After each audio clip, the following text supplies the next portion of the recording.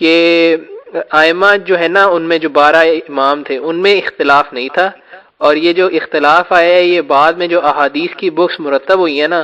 یہ بیسکلی جو different chain of narrations آئی ہے نا، تو ان کی وجہ سے اختلاف آ گیا۔ ایک تو ہوتا نا کہ وہ روایتیں کمزور ہوں، دوسری صحیح، چلو وہ بھی حل ہو جاتا کہ یہ کبھی روایتیں جو ساری متفقین نہیں، بالکل کتابوں میں ان کی نا جو صحیح روایتیں ائمہ سے، یا تو کہہ دیں کہ یہ حدیث کی کتابیں ساری جھوٹی ہیں، پھر تو اماموں کا کوئی قول ان کے پاس رہے گا ہی نا، کہاں سے لیں گے؟ اور اگر ان حدیثوں پر اعتماد کرتے ہیں تو ضعیف کو بالکل حق کر دیں، ضعیف کا تو ہم ان کو الزام نہیں نا دے سکتے، وہ بھی کہیں گے تمہاری کتابوں میں بھی ضعیف ہے۔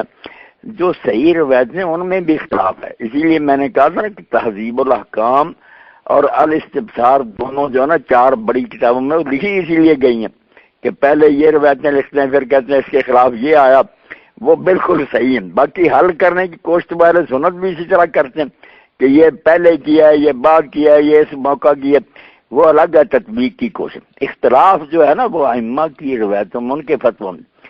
بلکہ یہ ان کے پاس تو بنا بنایا کہ تقیہ تھا، اس لیے لوگ آتے تھے وہ ان کو دیکھ کر کہ یہ سنی ہے، ان کو سنیوں کے مطابق فتویٰ دے دیتے تھے۔ جو عام شیعہ تھے ان کو بھی تقیہ کے مطابق ہی دیتے تھے کہ راز نہ کھول دیں۔ جو بالکل صاحب سر سے نہ رازدان، ان کو اصل مذہب بتاتے تھے، عام شیعوں کو بھی نہیں بتاتے تھے کہ یہ بھی سادہ بندے ہیں، کہہ دیں گے تو پھر لوگوں کو پتہ چل جائے گا حکومت کو کہ ان کا تو یہ عقیدہ۔ تو اس طرح کی بے شمار بہانے اور حجتیں بنائی۔ اختلاف ہے، بالکل اختلاف ہے ائمہ کے فتووں میں، بلکہ ایک امام کے فتوے میں بھی ہے کہ وہ کہتے ہیں کسی مرتبہ یہ فتویٰ نے کہا ہے امام صاحب پیچھے میں، تو کہتے ہیں یار اس وقت ایسے آدمی بیٹھے ہوئے تھے جن کے سامنے میں صحیح بات نہیں کہہ سکتا تھا۔ یہ تو وہ پڑھے بچہ اپنی کتابیں، پتہ چلے کہ ان کے علم پر اعتماد ہی نہیں کیا جا سکتا، کہ وہ امام جو اللہ کی کرم سے اتنے بے بس تھے کہ لوگوں کو بس غلط فتوے دیتے رہتے تھے، اور جب کوئی پکڑتا تھا تو بہانہ بنا لیتے۔ اچھا نہیں، یہ علامہ طوسی جو ہیں یہ ان کی بلکہ اتنے چوٹی کے لوگ جو ہیں نا ان کے جو بڑے راوی ہیں، زرارہ اور ابو بصیر وغیرہ جن سے حدیثیں لیتے ہیں، ان کے بارے میں خود ائمہ کے قول ان کے ہاں اتنے ہیں کہ یہ ملعون ہے، یہ بے ایمان ہے، یہ جھوٹے، ان کی باتیں نہ مانو، مگر وہ لوگوں کو بیوقوف بناتے تھے۔ جب وہ امام صاحب کی بات کہتے ہیں کہ امام صاحب تو آپ لوگوں کو جھوٹا کہتے ہیں، تو کہتے ہیں نہیں وہ تقیہ کرتے ہیں، اصل میں جو کچھ ہم کہتے ہیں ہمیں وہ بتاتے ہیں، مگر آپ لوگوں کے سامنے وہ ہمیں برا بلا کہتے ہیں تاکہ راز نہ کھلے۔ اس چکر سے نہیں نکلنے دیا زرارہ اور ابو بصیر وغیرہ راویوں نے۔ امام دعائی دیتے رہتے تھے شیعوں کو، بتاتے ہو یہ جھوٹے ہیں، میرا نام لے کر غلط باتیں کہتے ہیں، میں نہیں یہ کہتا، مگر ان سے لوگ آ کر کیسے وہ کہتے نہیں امام صاحب بس تقیہ کی وجہ سے یہ کہہ رہے ورنہ وہ ہمارے ہمراز ہیں۔ یہ ہے ایک بھور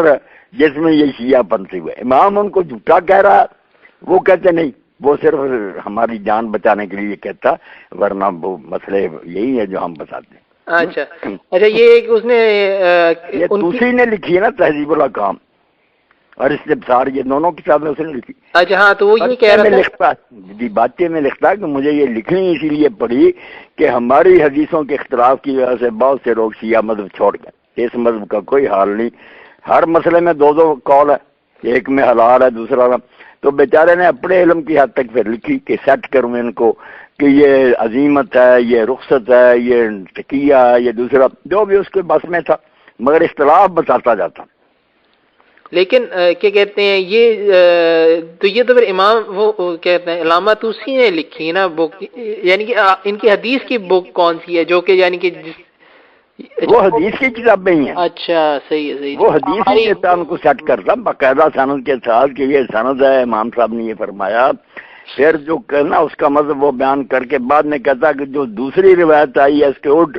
اس کا پھر حل کرتا کہ یہ تقیہ ہے یا یہ بعد کی بات ہے یا افضل وہ ہے، یہ ادنا ہے، جو ہے حدیثوں کی کتاب جیسے ہماری حدیثوں کی کتابیں ان کے شرح لکھنے والوں نے حل کی ہیں نا جب کوئی اختلاف نظر آتا۔ باقی ان کے ہاں بہت بڑی کمی یہ ہے کہ رسول اللہ کی حدیثیں تو برائے نام ہیں، اگر آپ ان سے پوچھیں نا کوئی ایسی یار کتاب دو جس میں حضور کی حدیثیں، تو نہیں اس میں کال لکھا ہے نا، اس نے مجھے ایک کال لکھ کے بھیجا ہے نا امام جعفر صادق کا کہ میرا کلام میرے والد کا کلام ہے، میرے والد کا کلام فرمایا، یہی ہے بہانہ بناتے ہیں۔ اب میں آپ کو لکھ کر دے دوں گا کہ اس کو خود علامہ مرسی نے کہا کہ یہ روایت نہیں صحیح، ویسے یعنی کہ یہ کافی بڑی اسٹیٹمنٹ نہیں ہے کہ یعنی کہ میرا کلام رسول اللہ کا ہی کلام ہے، تو یہ تو بہت نہیں، یہ بھی امام جعفر الصادق اگر یہ کہہ دیتے ہیں کہ واقعی بار بار سند بیان کرنے کی ضرورت نہیں، یار یہ میرا کلام حضور تک پہنچتا، مگر خود امام جعفر صادق رحمۃ اللہ علیہ کا یہ قول نہیں نا ثابت ہو سکا، خود ان کے راویوں کے لحاظ سے بھی وہ نہیں ثابت قول،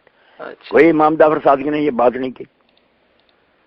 یہ اس نے لکھ کر بھیجا۔ تو میں انشاءاللہ نا مسجد میں آج جاؤں گا تو وہاں پھر علامہ مجلسی کا نکال کر کے یہ صفحہ یہ نمبر حدیث کا بتایا کہ مجہول اور ضعیف، کوئی نہیں، کوئی انہوں نے رسول اللہ کے افعال اقوال تو لکھنے کی کوشش نہیں کی، کوئی کتاب شیعوں کی آج تک مجھے نہیں ملی جس میں خالص رسول اللہ کی حدیثیں ہوں۔ آپ شاید سنتے ہیں کچھ 1000 2000 اکٹھی کی ہیں کوئی، وہ بھی ڈھونڈیں گے، باقی یہ جو ہے نا کہ انہوں نے کہا میرا قول فلان کا، یہ نہیں ثابت ہوئی بات۔ ٹھیک ہے ٹھیک ہے، ان کے اپنے فتوے بہت جدے جدے۔